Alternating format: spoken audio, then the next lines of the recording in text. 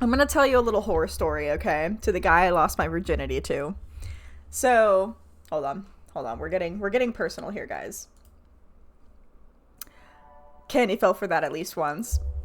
So, here's how it went down when I lost my virginity, okay? So this guy, he's like he was handsome, okay? He was my little short king. He was at least a couple inches shorter than me, but like he was fit and he was such a fuck boy. Like I grew up in Bradenton, okay? And like all the dudes back then just dressed like fuck boys. So he dressed like he thought he was a little gangster, and he was very easy on the eyes, short little king. And him and his buddy come into the cafeteria and they start hitting up like me and my gal pals, and they're talking. And I'm shamelessly flirting. I'm wearing like the shortest skirt possible. I dressed like such a fucking little hoe in college. It was so inappropriate. I don't know why people let me do that. But anyway, short little king got down a bit. Apparently that's not a put down, because I let him hit. And he might not have been good in bed, but he was still pretty to look at. Oh, good, the virginity tree. Anyway, virginity tree, Jesus, leave the Christmas tree alone. Anyway, so like I excuse myself to go to the bathroom, and I come back and we continue to hang out, and at some point like we drift apart, and my friend tells me like, dude, the fucking moment you left the room, the short motherfucker was like, dibs, I'm calling dibs. And I'm like, that's so silly, I'm going to fuck that man.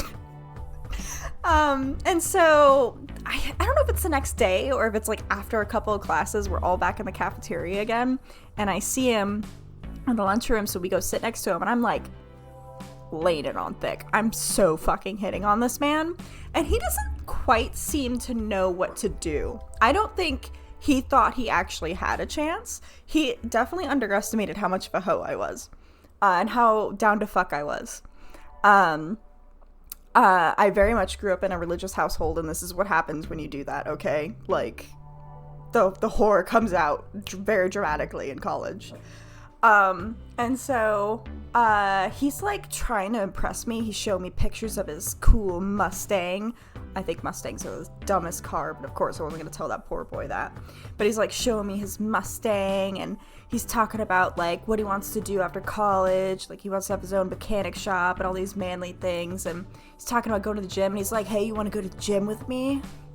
You know, you, me, the gym, some weights. And I'm like, sure. So we go to the gym. And even as ditzy as I was, I could tell what he was doing. He went to like every... Did you go outside? Okay. He went to like every machine, like for one set, just to show off how much weight he could lift, okay? If I was laying it on thick, he was matching my energy. We spend all fucking day together at the gym. We go get something to eat. He takes me for a walk on a boardwalk. We end up on a dock. And like we lay down. It's like dark out by now. It's nighttime. We stare up at the stars.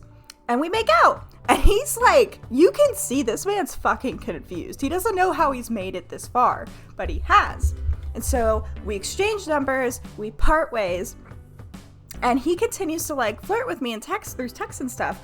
And he like, I'm like giving it back at like 100%. And he's like, hey baby, you want to come over? And very, very obvious with what he wants. And I'm like, sure, I'll come over. Let's have sex. Let's do the thing that I'm not supposed to do because Jesus is watching. And he calls me in a panic.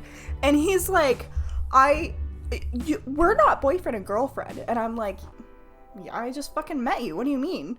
And he's like, well, like, you know what I'm, like, trying to do, right? And I'm like, yeah, we're trying to fuck. This poor boy has, like, a crisis on the line with me where he feels like a piece of shit because he feels like he's taking advantage of me. And I'm like, we can have sex without being in a relationship. Why are you having a panic? And he's like, at the end of the call, he's like, will you be my girlfriend? And I'm like, sure, I don't fucking care. Be my first boyfriend. So... for me or him, because we were both kind of cringe, I just wanted to get laid, okay? Anyway, so this poor boy is like, please be my girlfriend or I'm gonna fucking feel bad morally for fucking you. So whatever. So I feel like I'm turning inside out. Which part? Am I cringe or is he cringe? Or are we both cringe? I feel like we're both cringe. Anyway, so now we're boyfriend and girlfriend. Whatever.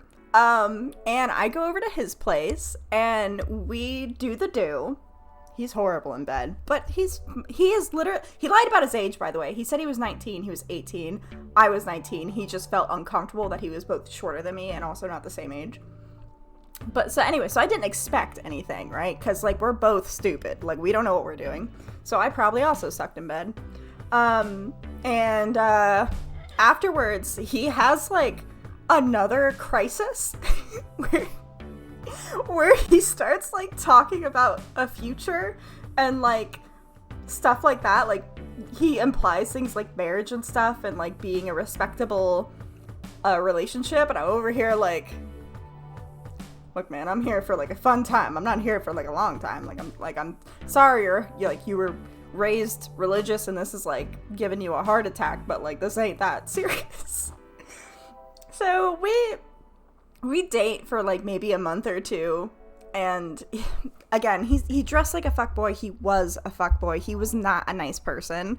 And so I reached a point where I no longer wanted to tolerate him being rude, and I dumped him. But to this day, I cannot get out of my head how panicked this man was that he thought he was tricking me into having sex with him.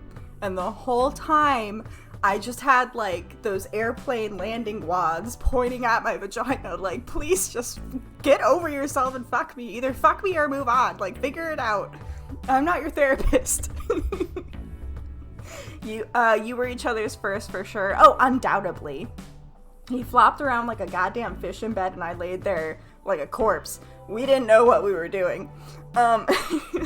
Poor boy. But he got that out of the way, and I'm sure that the next girl he did not have such a fucking crisis with. That poor fucking boy. But he was very good looking, and when he wasn't being a douchewad, he was charming, and he could be very cute.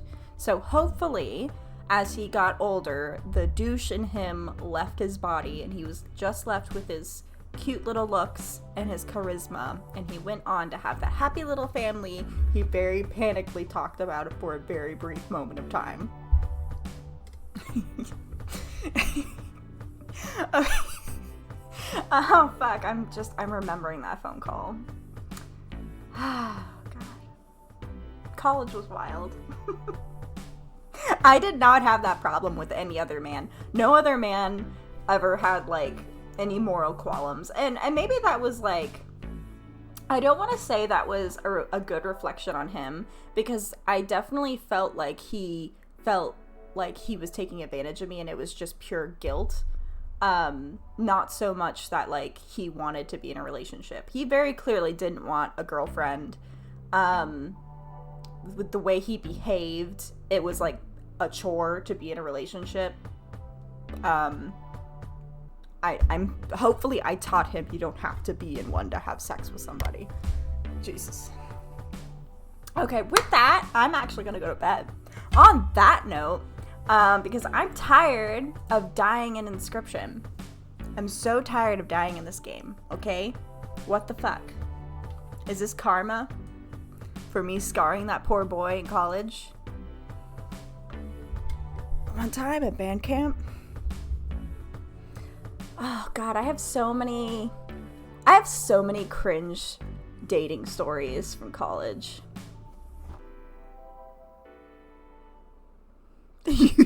I just died on the inside for the Chadlet. Oh, I feel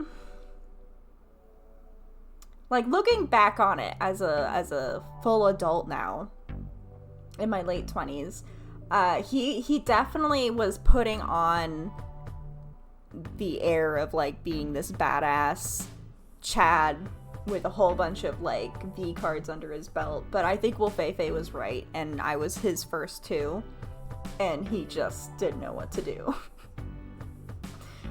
This isn't like the simulations. What do I do? This was so easy. I didn't think I'd get here. Goddamn. I did some pretty cringe shit too. Maybe the next story we'll do is I'll tell one making fun of myself. Because I was a tryhard. Like, I wanted to be sexy, but I grew up in a conservative home, so I only knew what the exaggerated version of being sexy was. It was extremely cringe. And I think back to some of the things that I wore and did and said, and I'm like, God damn, did I think I lived in a porno? It's awful. Anyway, again, on that note, I'm gonna go to bed. Well, Feifei, you have to go to work, you silly goose. And Angry, you also need to go to bed with a angry little cotton ball. You just came here for some encryption. And well, you left with some horrible cringe and possibly some PTSD. May that story follow you for life as it follows me. Thank you for the morning stream. You're absolutely welcome, Wolfefe. Thank you for joining. I'm sorry you didn't get enough sleep, though. I'm sure Ted is very pleased with himself on the bed, though. So you did good. You did good as a dad.